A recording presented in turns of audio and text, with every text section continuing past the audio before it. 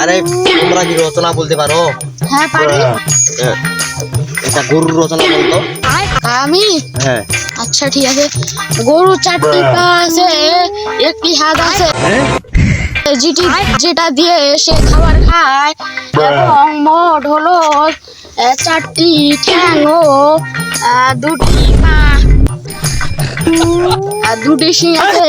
গরুর বাছুর হয়, তারপর গরু চারটি দুধ আছে। বাছুর তা দুধে বড় হয়ে তারপর আমরা তাকে বেচে দিই বাছুরটাকে।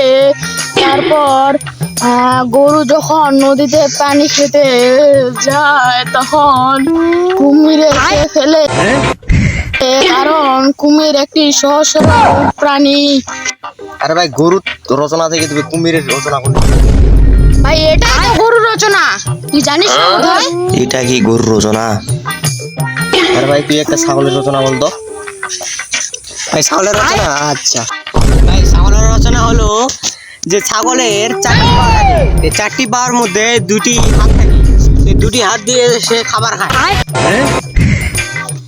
আর ছাগলটি একদিন বনে গিয়ে হারিয়ে যাওয়ার পর খাবার খোঁজার পর খাবার পায় না, সে অনেক চেষ্টা পাওয়ার পর সে পানিতে যাওয়ার পর ওখানে তাকে কুমির খেয়ে নেয়।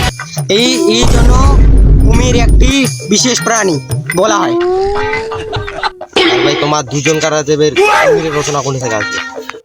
কুমির একটি ব্র্যান্ডের মাল, ব্র্যান্ডের। hacker